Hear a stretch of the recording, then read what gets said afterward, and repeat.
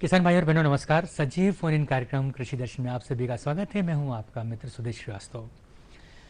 किसान भाइयों, अगर खेती को लाभ का धंधा बनाना है तो हमें न सिर्फ कृषि पे बल्कि उद्यानिकी, पशुपालन और अन्य जो सहायक कृषि के क्षेत्र हैं उन पर जाना पड़ेगा। मछली पालन और पशुपालन भी करना पड़ेगा।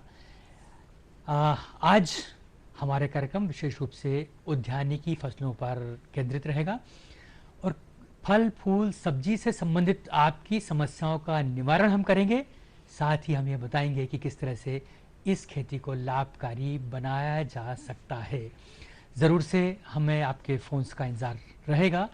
प्रश्न कीजिएगा और सब्जियों के, फूल के, फलों के उत्पादन में कोई भी समस्या आती है, कोई भी नई आप बात जानना चाहते हैं, फ़ोन नंबर आपको पता है 1800-233-0040 और भोपाल का कोड 0755 के साथ 266-0049 फ़ोन कीजिएगा और अपनी जिज्ञासाओं का ज़रूर से इसी वक्त जवाब पाइएगा, क्योंकि आज हमारे साथ बहुत अच्छे उद्यानिकी विशेषज्ञ श्री कृपाल सिंह मौजूद हैं। और कृपाल सिंह जी की तारीफ ये है कि ये सहायक निदेशक हैं सांची बौद्ध विश्वविद्यालय, यहाँ से आप आए हैं और बहुत गहरी जानकारी आप उद्यानिकी फसलों की रखते हैं। कृपाल सिंह जी नमस्कार, कार्यक्रम में आपका स्वागत है। नमस्कार सर। सिंह साहब, सबसे पहले तो हम ये जानना चाहेंगे कि जो किसान भाई सामान्य रूप से उद्यानिकी फसलों की खेती करना चाहते हैं, उन्हें किन बातों का ध्यान रखना चाहिए, क्यों वो उद्यानिकी फसलों की ओर जाएं? जी, कौन सी ऐसी परिस्थितियां हैं? उद्यानिकी फसलों की और जैसे आज के परिप्रेक्ष्य में यदि मैं बात करता हूं कि वर्तमान में हमारी जो फसलें हैं उनका उत्पादन दिन प्रतिदिन कम होता जा रहा है और हम किसी क्षेत्र में, जैसे हम खाद्यान्न के क्षेत्र में आत्मनिर्भर हो गए हैं। हमारा पेट तो भरा हुआ है, लेकिन अब हमारे पास एक समस्या जो है हमारे सामने खड़ी हुई है, वो है हमारी सुरक्षा, न्यूट्रिशनल सिक्योरिटी, हमारी पोषण तत्वों की सुरक्षा कैसे हो। तो उसका एक सरल माध्यम है उद्यानिकी आधारित खेती, क्योंकि उद्यानिकी फसलें अधिक उत्पादन के साथ साथ हमें विभिन्न प्रकार के रोगों से बचाती हैं, साथ ही अधिक उत्पादन देती है, जिससे किसान आत्मनिर्भर बनता है और देश उन्नति करता है। जी बिल्कुल। अगर हमें लाभ ज़्यादा कमाना है खेती के साथ साथ तो हम मूल फसलें तो करें ही सही, लेकिन कुछ ना कुछ क्षेत्र में उद्यानिकी फसलें ज़रूर कर रहे हैं। लेकिन क्या ज़मीन, पानी और बाज़ार, क्या कुछ ऐसे मुख्य तत्व हैं जिन पर हमें ध्यान देते हुए उद्यानिकी फसलें करना चाहिए? उद्यानिकी फसलों में विशेष रूप से देखना रहता है कि इसमें जो इंफ्रास्ट्रक्चर रहता है, जो वहाँ की भौगोलिक स्थिति रहती है, उसका विशेष महत्व रहता है, क्योंकि ये उद्यानिकी फसलें, इनको ध्यान ज़्यादा देने की आवश्यकता होती है। इनमें विशेष रूप से इनमें रोग कीट का अधिक प्रकोप होता है और इनमें थोड़ी सी मेहनत भी किसान भाइयों को अधिक करनी रहती है, क्योंकि ये उत्पादन अधिक देती है। तो इसमें सबसे मुख्य चीज़ रहती है कि आज हमारे पास ऐसी किस्में हैं, अलग अलग तरह की किस्में जो हमारे कृषि वैज्ञानिकों के अथक परिश्रम से आज हमारे पास उपलब्ध हैं। वो किसान भाई लगा सकते हैं, अलग अलग क्षेत्र में लगा सकते हैं और उनसे वहाँ की जो जलवायु आवश्यकता है फसल की, उसके अनुसार वहाँ पर वो उद्यानिकी फसलें लगा सकते हैं। और कृपाल सिंह जी, इस समय जबकि ये जो पीरियड चल रहा है, ये जो संक्रमण बीमारी का चला है, ऐसे में तो स्वास्थ्य के लिए लाभकारी सब्जियां हमें खाना ही चाहिए, किसी भी रूप में खाना चाहिए, जिससे कि हमारी अंतर की जो शक्ति है वो बनी रहे और हम रोगों से मुकाबला कर सकें। इसके लिए अभी ये जो शीतकाल का समय आता है, जो आने को ही अब खटखटाने लगा है दरवाज़ा, तो इसमें इसको कहते हैं हेल्दी सीजन, स्वास्थ्य के लिए सबसे अच्छा होता है और सबसे अच्छा ये उद्यानिकी फसलों के लिए होता है, सब्जियों के लिए होता है। तो कौन सी सब्जियां हमें इस समय में ले लेना चाहिए? जैसे अभी सब्जियां हमारे पास लगी हुई हैं, अरबी सब्जियां ऑलरेडी खेत में लगी हुई है जी। इसी के साथ शकरकंद लगा हुआ है। तो इन सब्जियों में विशेष रूप से थोड़ी सी जानकारी किसान भाइयों को मैं भी देना चाहता हूं, क्योंकि ये फसलें अभी लगी हुई है खेतों में। और इनमें जैसे शकरकंद है तो उसमें बेलों को पलटना बहुत ज़रूरी है, बेलों को पलटने के साथ उसमें सिंचाई का प्रबंधन किसान भाइयों को विशेष रूप से ध्यान रखना होता है। सिंचाई शकरकंद में कम होने से उसमें कीड़े लगने की समस्याएं देखी जाती हैं, और इसी प्रकार उसकी यदि शाखाएं नहीं पलटते हैं, अलट पलट नहीं करते हैं, तो उससे जो शकरकंद है उसका साइज भी। और ये अरबी भी आपने कहा कंद वाली फसलें जितनी भी जी हैं, बिल्कुल बिल्कुल बिल्कुल। तो उसमें हमको मिट्टी भी चढ़ाना है, मिट्टी पानी भी चढ़ाना। देना है। जी। जी, इसमें अरबी के लिए आपकी क्या सलाह है? अरबी के लिए यह है कि इसमें मिट्टी चढ़ाना बहुत जरूरी है, क्योंकि अरबी सूरज की रोशनी, यदि अरबी ओपन रहती है, खुली रहती है, तो सूरज की रोशनी के कारण वो हरी हो जाती है, और हरी होने के कारण उसमें कहीं ना कहीं से टॉक्सिक जो रासायनिक पदार्थ है जिससे हमारा स्वास्थ्य पे प्रभाव पड़ता है वो उसमें बन जाता है। इसलिए अरबी पे मिट्टी चढ़ाना बहुत आवश्यक है और सिंचाई का प्रबंधन रखना आवश्यक है। कृपाल सिंह जी, बातों बातों आपने कहा कि अरबी हरी हो जी तो जहरीली हो सकती है। जी। एक फोन हम ले लेते हैं। जी जी, बाराबंकी से एक हमारे उत्तर प्रदेश के नंद किशोर मिश्रा जी हैं, नंद स्वरूप मिश्रा जी, और हमेशा इनका प्रश्न हमको मिलता है। स्वागत मिश्रा जी आपका। मैं ये जानना चाहते हैं, हम लोग बैंगन की खेती करते हैं, टमाटर की खेती करते हैं, मिर्ची की खेती करते हैं, फलक के बाद उसमें कुछ पौधा बंगरा टाइप के हो जाते हैं, जो फूल नहीं आते, पौधा अजीब ढंग के हो जाते हैं, तो हमें उनको रखना चाहिए कि खाद देना चाहिए कि उनको नष्ट कर देना चाहिए, क्या करना चाहिए? ये फलों के पौधों की बात आप कर रहे हैं, फलों के पेड़ों की बात कर रहे हैं 15 साल के। अगर 15 साल तक या ज्यादा लंबी उम्र के हो गए और अगर फल नहीं दे रहे हैं, उनकी सीमा मैच्योरिटी की हो गई है, तब क्या करें? फलों में विशेष रूप से ज़्यादा उम्र के जब फल हो जाते हैं, तो जैसे हम देखते हैं हमारी जैसे उम्र ज़्यादा होती जाती है तो हमें एडिशनल जो पोषक तत्व है उनकी ज़रूरत होती है। इसी प्रकार जो हमारे फल हैं, आज का जो बदलता भौगोलिक परिवेश है हमारा, उसमें निश्चित रूप से कहीं ना कहीं पोषक तत्वों की कमी हो जाती है और धीरे धीरे पौधे की उम्र बढ़ती है। तो इसमें पौधे को पुनः जवान बनाने के लिए, उसकी वृद्धि करने के लिए अतिरिक्त पोषक तत्व और थाला बना के विशेष रूप से किसान भाई दे सकते हैं, तो निश्चित रूप से उसका अधिक उत्पादन होगा। और इसी के साथ कुछ पोषक तत्व रहते हैं जिनका हम छिड़काव कर सकते हैं पत्तियों पर, जिससे लाभान्वित होते हैं। तो कटाई छटाई तो करना ही चाहिए। अगर आपने फल बाग बनाए हैं तो कटाई छटाई पे तो विशेष ध्यान ही देना पड़ेगा, और चाहे वो आम के पौधे हों चाहे नींबू के पौधे, उस पर जरूर हमको ध्यान जोर देना पड़ेगा। आपने कहा कि ताज़ा करते रहें पौधों को। जी जी बिल्कुल, ये बहुत अच्छी बात है। अभी जब अगर हम टमाटर बैंगन की बात करें, ये अब तो साल भर ही लगने वाली फसल हो गई है। बिल्कुल, किसान भाई अभी भी नए सीजन में भी इसको लगाएंगे, तो इनमें हमें क्या कुछ कार्य करना चाहिए जिसमें उत्पादन भी अच्छा और क्वालिटी भी अच्छी हो? बाजार के लिए क्वालिटी होना चाहिए। बाजार के लिए जैसे अभी मैंने बताया आपको थोड़ी देर पहले कि हमारे जो कृषि वैज्ञानिक है उनने ऐसी ऐसी वैरायटियां निकाल दी हैं, डेवलप कर दी है। भारतीय कृषि अनुसंधान परिषद जो नई दिल्ली है, वहाँ से ऐसी ऐसी किस्में निकली है जिनके द्वारा किसान भाई पूरे साल सब्जियों की खेती कर सकते हैं। अच्छा, हाँ, हर तरह की जो वेराइटीज़ हैं, मंथ के हिसाब से, क्वालिटी के हिसाब से वेराइटियाँ डेवलप की गई हैं। तो विशेष रूप से जैसे मैं बात कर रहा हूँ बैगन, मिर्च और टमाटर, और ये हमारे किसान भाई देख भी सकते हैं, स्क्रॉल भी किया जा रहा है, उनके मॉनिटर पे दिखाई भी देगा, आप नोट कर लें उसको। जी जी, कुछ वेराइटीज हम आपसे जानना चाहेंगे। हाँ, वेराइटी जैसे टमाटर की वेराइटी है, पूसा हाइब्रिड 1 है, पूसा हाइब्रिड 2 है। इसी प्रकार एक बेंगलोर में जो भारतीय कृषि औद्यानिक अनुसंधान संस्थान है, वहाँ से एक वेराइटी निकली है अर्का रक्षक, वो काफ़ी अच्छा उत्पादन देती है और कई प्रकार के रोगों के प्रति वो सहनशील किस्म है। डॉक्टर साहब, वेराइटीज तो ठीक है, बहुत ज़्यादा उपलब्ध हैं, निजी कंपनियों की भी हैं, अगर हम देखें तो बहुत सारी हमारी सरकारी कंपनी है, बीज उत्पादक कंपनियां हैं, संस्थाएं हैं, उनकी भी हैं। लेकिन फिर भी अगर हमें बीज लेना है स्थानीय स्तर पर, तो हम किन बातों का ध्यान रखें? बीज जब भी खरीदते हैं हम, तो हमें ये बात सुनिश्चित करना चाहिए कि हमें प्रमाणित जो संस्था है उससे ही बीज प्राप्त करना है। और बीज खरीदते समय हमें ये ध्यान रखना है कि हम जो वांछित वैरायटी चाह रहे हैं वो उसके बीज उसमें है या नहीं है। तो उसके लिए उस पर सील देखी जाती है, उसके साथ ही उसमें जर्मिनेशन % कितना है उन बीजों का, वो उस पर लिखा रहता है, कि स्टैंडर्ड रहता है, किस क्वालिटी का सीड है, वो देख के ही किसान भाई और पक्का बिल के साथ उसको क्रय करना चाहिए। जी, कृपाल सिंह जी, अक्टूबर की शुरुआत हुई है, पहला हफ्ता है। अगर अक्टूबर माह में हमको कुछ फसलें लगाना है, खास करके नर्सरी पर जाना है, तो अभी कौन से बीज बोए जा सकते हैं, कौन सी सब्जियों के बीज विशेष रूप से बोए? हाँ, ये मैं यहाँ पर विशेष रूप से किसान भाइयों से चर्चा करना चाहता हूँ, क्योंकि जिस प्रकार बच्चे पे देश का भविष्य निर्भर रहता है, इसी प्रकार जो फसल रहती है उसका भविष्य भी नर्सरी में जो नन्हे मुन्ने पौधे बढ़ रहे हैं उन पे ही रहता है।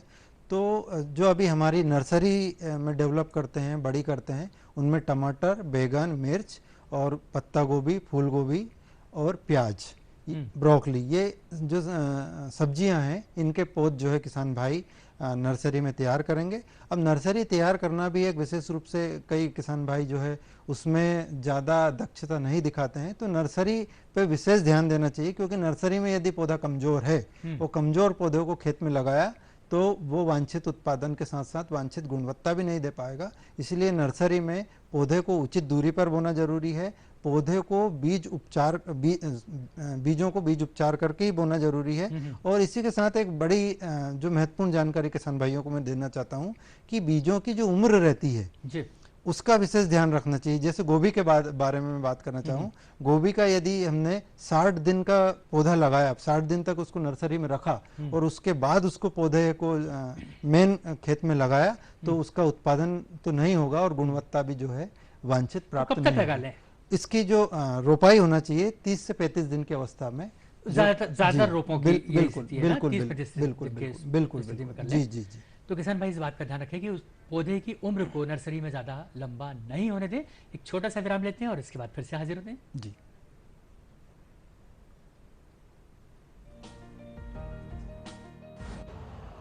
यूरिया का स्वदेशी उत्पादन 70 लाख टन बढ़ाने के लिए 6 उर्वरक संयंत्रों का उद्धार किया जा रहा है। FCIL के गोरखपुर, सिंदरी, तलचर और रामागुंडम संयंत्र, HFCL की बरौनी इकाई और BVFCL की नामरू फोर्थ। सोने पर सुहागा ये है कि देश में अब बनेगा सिर्फ नीम लेपित यूरिया, क्योंकि इससे होगा किसानों का फायदा ही फायदा। अनाज का उत्पादन 10% तक बढ़ेगा, बढ़ेगी 10 से 15% नाइट्रोजन क्षमता।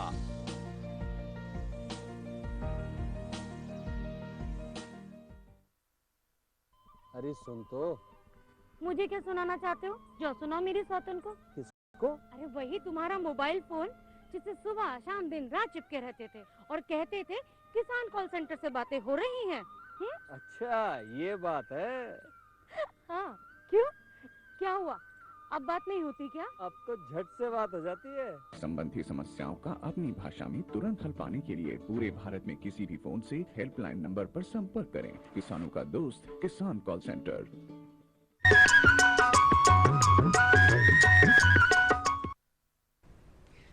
किसान भाइयों, आप देख रहे हैं कृषि दर्शन कार्यक्रम और आज हमारे साथ उद्यानिकी और कृषि विशेषज्ञ कृपाल सिंह जी हैं, जो कि सांची बौद्ध विश्वविद्यालय सांची में सहायक निदेशक हैं। ब्रेक पे जाने से पहले हम बात कर रहे थे सब्जियों की खेती के बारे में। कृपाल सिंह जी, आपने कहा कि कुछ सब्जियां तो निश्चित रूप से अभी बोई जा सकती हैं, बहुत लंबी रेंज है जिनको बोया सकता है जी। अब अगर कहें तो सब्जियों को या तो पहले बोलो या बाद में बोलो। पहले मारे सो मीर बोलते हैं ना, यस, कि जो सबसे पहले ले आएगा सब्जी उसको अच्छे रेट मिल जाएंगे, जो बाद तक चलता रहेगा उसको मिल जाएंगे। ऐसी कौन सी और सब्जियां हैं जो किसानों के लिए लाभकारी हो सकती हैं इस सीजन में बोने पर? इस बारे में मैं किसान भाइयों को बोलना चाह रहा हूँ कि अब जो समय आ गया है, किसान को अपनी एक नज़र खेत पे रखना है और एक नज़र बाजार पे रखना है, तो तभी वो किसान सफल हो पाएगा। नहीं तो क्या होता है कि किसान जब उत्पादन करता है तो बाजार में उसके मूल्य नहीं मिल पाते। तो ऐसी जो सब्जियां हैं अभी आलू वाली सब्जी हैं, आलू हो सकता है अभी, उसमें अच्छी अच्छी किस्में हैं, गाजर है, मूली है, इस तरह की जो फसलें हैं जिनको किसान सीधे लगा सकता है। इसी के साथ साथ पालक, धनिया, मेथी, ये फसलें भी लगाकर किसान निश्चित रूप से अधिक उत्पादन प्राप्त कर सकता है जी।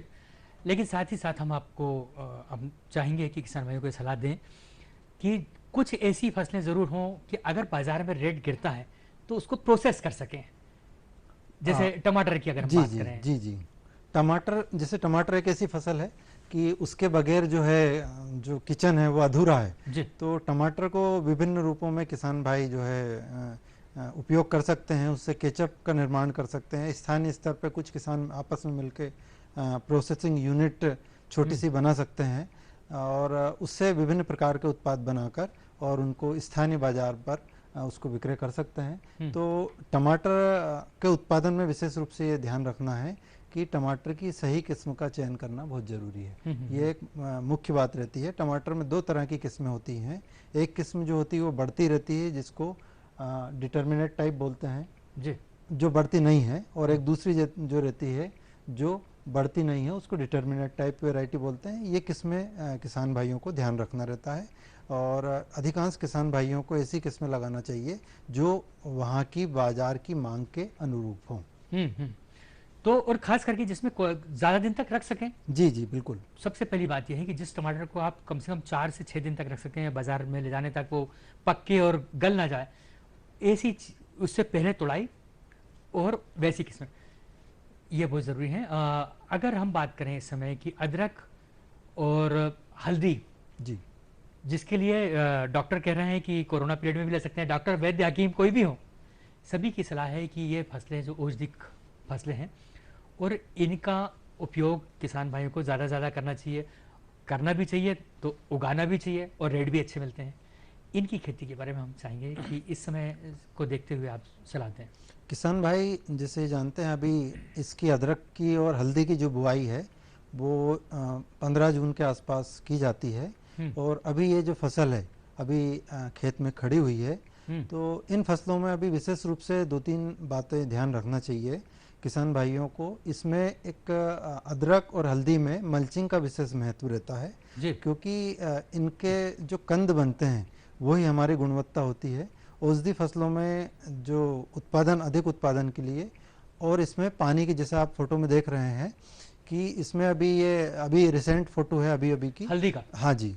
तो इसमें जो है अभी पीले पत्ते नीचे से पड़ रहे हैं, क्योंकि जैसे जैसे ठंड बढ़ता जाएगा इनके पत्ते पीले पड़ते जाएंगे। तो अभी इनमें हल्दी बनना चालू हो चुकी है। तो इस अवस्था पर पानी की बिल्कुल कमी ना होने दें, और यदि संभव हो तो मल्चिंग भी किसान भाई कर सकते हैं, और मिट्टी चढ़ाने का कार्य भी कर सकते हैं। हल्दी और अदरक में दोनों में सामान्य रूप से एक ही तरह की लगभग क्रियाएं तो की जाती हैं। कृपाल सिंह साहब, अगर पत्ते पीले पड़ जाते हैं ऐसी अवस्था में, तो किसान ज्यादा चिंता ना करें? नहीं, क्योंकि चिंतित होने की आवश्यकता नहीं है, क्योंकि ये तो उसकी उम्र है। हाँ, और जैसे जैसे ठंड आता है वो पकता रहता है पौधा, और उसमें नीचे कंद बनने की, उसमें जो अदरक और हल्दी बनने की क्रियाएं चालू हो जाती हैं। सिंह साहब, हम फलों के बारे में भी आपसे बातचीत करना चाहेंगे, विशेष रूप से सीताफल और ऐसे कई सारे फल हैं जो इस सीज़न में आते हैं। लेकिन हम चाहेंगे किसान भाई भी हमसे बातचीत ज़रूर करें। अगर आप हमारा कार्यक्रम बहुत रुचि के साथ देख रहे हैं तो फ़ोन कीजिएगा। फ़ोन नंबर आपको पता है, फ़ोन कीजिए और अपनी जो सभी समस्या आती हैं खेती बाड़ी से संबंध में, खास करके उद्यानिकी फसलों के बारे में, उनको ज़रूर से यहाँ रखिए। हम आपका समस्या का जवाब अभी दिलवाएंगे। सीताफल लगे हुए हैं खेतों में क्या, बल्कि वो तो खाली ज़मीन में आजकल सीताफल की खेती की जाती है, पहाड़ों पे की जाती है। क्या करना चाहिए सीताफल में? जैसे ये जो फल है स्वास्थ्य के लिए एक रामबाण की तरह है जी, क्योंकि इसमें इतने अच्छे पोषक तत्व होते हैं। जो हमारे आज का परिप्रेक्ष्य जो चल रहा है कोरोना काल, उसमें मैं यही सलाह देना चाहता हूँ कि सीताफल खाना भी अपने आप में एक इम्यूनिटी को बढ़ाने का वो है। तो सीताफल की जो फसल लगी हुई है अभी, जैसे पकना चालू हो गया है, तो इसमें पानी की कमी ना होने दे सीताफल के बगीचे में, और इनमें माइक्रो न्यूट्रिएंट्स जो है उनका छिड़काव करने से उनके फलों का आकार बढ़ जाता है। तो वो छिड़काव कर सकते हैं। माइक्रो न्यूट्रिएंट का छिड़काव करें। वैसे तो जंगली किस्म के फल हैं, फसल है ये, इसमें कमी रखता है, लेकिन फिर माइक्रो न्यूट्रिएंट से बड़े फल मिलेंगे। आंवले की बारे में बात करेंगे। आपने स्वास्थ्यवर्धक फलों की बात की है। आंवला तो आयुर्वेद के ज़माने से कहा जाता है कि ये तो बिल्कुल अमृत संजीवनी है। तो क्या कुछ करना चाहिए आंवले की फसल में? अच्छे फल, वैसे इस बार बाहर बहुत अच्छी आई है, लेकिन फिर भी और फल बढ़ाने के लिए और अच्छी क्वालिटी के फल मिले, इसके लिए क्या करेंगे? इसमें भी अभी थोड़े दिन बाद इसमें फल फटने की समस्या आएगी, तो उसके लिए भी जो माइक्रो न्यूट्रिएंट्स हैं उनका छिड़काव करें किसान भाई। इसी के साथ साथ इसके जो फल बगीचे हैं उनमें साफ सफाई का विशेष ध्यान रखें। उसमें जो कल्टीवेटर है, छोटे कल्टीवेटर आते हैं, उनसे खेत की जुताई करें। इसी के साथ उसमें थाला बनाने का कार्य करें। इसी के साथ उसमें बोर्डो पेस्टिंग करें ताकि उसमें कीट का नियंत्रण हो, और विभिन्न प्रकार के जो कीट हैं उनका नियंत्रण करके, और जो उसकी फल की गुणवत्ता होगी वो अच्छी होगी। इसके बाद मैं ये बताना चाहता हूँ किसान भाइयों को कि किसान भाई अपने जो आंवले रहते हैं, कई बार उनको कम मूल्य में भी बेच देते हैं। तो किसान भाइयों को मैं इसमें विशेष सलाह देना चाहता हूं कि आंवला एक ऐसा पदार्थ है जिससे नाना प्रकार के जो है प्रोडक्ट बनाए जा सकते हैं। किसान भाई अपने घर पे, अपने खेत पे विभिन्न प्रकार के प्रोडक्ट बनाकर और उनको स्थानीय मार्केट में या दूरस्थ बाजार में विक्रय कर सकते हैं। तो उसको कम मूल्य में किसान भाई ना बेचें, अपने प्रोडक्ट बना सकते हैं। डॉक्टर साहब कहते हैं बंदर क्या जाने अदरक का स्वाद, लेकिन हम तो जानते हैं ना अदरक का स्वाद, और बहुत गुणकारी फसल है। चूंकि स्वास्थ्यवर्धक फसलों की बात चल रही है तो हम अदरक के बारे में आपसे जानना चाहेंगे। अदरक में विशेष रूप से ये ध्यान रखना है कि अदरक में जो उसकी गुणवत्ता है, जब खोदते टाइम उसमें ध्यान रखने की बहुत आवश्यकता रहती है। कई बार किसान भाई जब उसको खोदते हैं तो उसको एक साथ खोद लेते हैं। तो किसान भाइयों को ये ध्यान रखना है कि बाजार की मांग के अनुसार ही अदरक की खुदाई करनी आवश्यक है। नहीं तो क्या होगा कि एक साथ अदरक की खुदाई करने से उस विक्रय में प्रॉब्लम आएगी, समस्याएं आएंगी, तो ऐसे किसान को फायदा नहीं होगा। तो अदरक की हार्वेस्टिंग में विशेष रूप से ध्यान रखने की आवश्यकता है। जमीन में सुरक्षित है फसल, जी बिल्कुल, है ना। बिल्कुल। जब निकालेंगे, जब बाजार में देखते हैं कि अच्छे रेट हैं तो निकालें और बिल्कुल। जरूर बेचें। ये बहुत अच्छी बात है क्योंकि वो तो विस्तार ही लेगा, विस्तार पौधा। लेगा। ये अदरक एक सोंठ तरह- बनाई जा सकती बिल्कुल है। बिल्कुल एक लाभकारी फसल के रूप में आप अदरक हम ले सकते हैं। कृपाल सिंह साहब, अगर उद्यानी की बात हो और फूलों की बात ना हो तो बेईमानी हो जाएगी। फूल वाले हमारे किसान भाई, गेंदे का समय भी है और गुलाब का समय भी है, अच्छे अच्छे फूल हैं, तिवारा का मौसम आने वाला है जिसमें कि अब ये धनिया भी हमारे किसान भाई देख रहे हैं। धनिया पर पहले बात कर लेते हैं, उसके बाद हम फूलों की ओर बढ़ेंगे। देखिए धनिया के भी खूबसूरत फूल लगे हुए हैं। इस समय धनिया की फसल में क्या करना चाहिए? इस समय धनिया की बुआई जो है शुरू करना है। तो इसमें 2-3 महत्वपूर्ण बातें मैं किसान भाइयों को साझा करना चाहता हूँ कि एक तो इसमें जो बीज हैं, इसके बीजों को किसान भाई जानते हों कि फोड़कर इसको बोया जाता है, 2 पार्ट्स बना के बोए जाते हैं। तो बीजों को जब फोड़ते हैं तो उनको फर्श पे फैलाकर ज़्यादा तेज ना रगड़ें। कई बार किसान भाई ज़्यादा तेज उनको रगड़ देते हैं जिससे जो है बीज क्षतिग्रस्त हो जाते हैं। तो बीजों को ज़्यादा तेज नहीं रगड़ना है। इसी के साथ साथ बीजों को उपचारित करके भी लगाना है। और खेत तैयारी में मैं विशेष रूप से बताना चाहता हूँ कि खेत में ढेले नहीं होना चाहिए। खेत को जो है विपरीत दिशाओं में 2 बार कल्टीवेटर से और उसके बाद ढेले फोड़ने वाले यंत्र से उसको समतल कर लेना चाहिए। और खेत में केंचुए का खाद यदि उपयोग कर सकते हैं तो बेहतर होगा। और एक समुचित दूरी पे धनिया के बीजों को बोया जाता है। लाइन में यदि बोते हैं तो बहुत अच्छा होगा। तो धनिया की खेती बहुत लाभकारी है, हरा धनिया हो चाहे धनिया का बीज हो। इसी तरीके से संतरे का भी समय है और संतरा एक बहुत बढ़िया अच्छी खट्टी मीठी और स्वास्थ्यकारी फसल तो है ही, विटामिन सी भी है उसमें। इसमें इस समय क्या कुछ कर लेना चाहिए किसान भाइयों को? कई जगह फल लगे हुए हैं और कई जगह बगीचे फल नहीं आए हैं, तो दोनों ही स्थिति में क्या करें किसान भाई? किसान भाइयों को इसमें जो पौधे का मैनेजमेंट है, जो बगीचा है उसमें साफ सफाई का विशेष ध्यान रखना है और उसमें हकाई जुताई करना है, जिससे कि क्या होगा जमीन में वायु संचार बढ़ जाएगा। लगातार बारिश से क्या होता है कि जमीन में वायु संचार कम हो जाता है, जिसके कारण पौधे को ऑक्सीजन की कमी हो जाती है। तो इसलिए खेत की जुताई करते रहना है और खेत की जुताई करने के साथ ही उसकी जो पौधे की जो क्षेत्र है कैनोपी, वहां पर खाद और उर्वरक डाल के थाला बना। कृपाल सिंह जी, गुलाब की खेती में क्या करें किसान भाई, ये बात और बता दें। गुलाब में अभी जैसे किसान भाई जानते होंगे कि अक्टूबर का महीना चल रहा है, तो गुलाब में कटाई छटाई का ये सर्वोत्तम समय है। कटाई छटाई के साथ ही किसान भाइयों को ये ध्यान रखना है कि गुलाब में समुचित खाद और उर्वरक देना भी आवश्यक है। तो हमारे शहरी किसान भाई या शहरी जो हमारे मित्र हैं जो गुलाब प्रेमी हैं, बिल्कुल उनके लिए भी आपने बताया। और अगर व्यावसायिक खेती करते हैं तो भी गुलाब को बहुत कायदे से बोएं, आपको फायदा मिलेगा। आज हमने बातचीत की फल फूल और सब्जियां दोनों के बारे में बात की। कोई खास सलाह हो तो आप जल्दी से हमारे किसान भाइयों को मैं विशेष रूप से एक सलाह देना चाहता हूं, क्योंकि मैं खुद भी एक किसान हूं, इसलिए मैं सारी चीज़ों को देखता हूं। किसान भाइयों को अब समय आ गया है कि उद्यानिकी आधारित खेती करना है और उद्यानिकी आधारित खेती में भी जो है जैविक खेती को अब बढ़ावा देने का समय आ गया है। किसान भाई एक ही फसल न लगाएं, विभिन्न प्रकार की फसलें लगाएं और अधिक उत्पादन करें। तो उससे निश्चित रूप से किसान समृद्ध होंगे और देश उन्नति करेगा। तो थोड़ा थोड़ा बोएं और बहुत सारी फसलें बोएं, आपको फायदा मिलेगा। आज की चर्चा में कृपाल सिंह साहब से हमने जाना। हमें उम्मीद है कि ये जानकारी आपके लिए उपयोगी रही होगी। आपके प्रश्न होंगे कृपाल सिंह जी सांची बौद्ध विश्वविद्यालय में, आप जरूर उनसे संपर्क कर सकते हैं। अगले कार्यक्रम तक अब हम किसान भाइयों से विदा मांगते हैं। आज्ञा दीजिएगा। नमस्कार।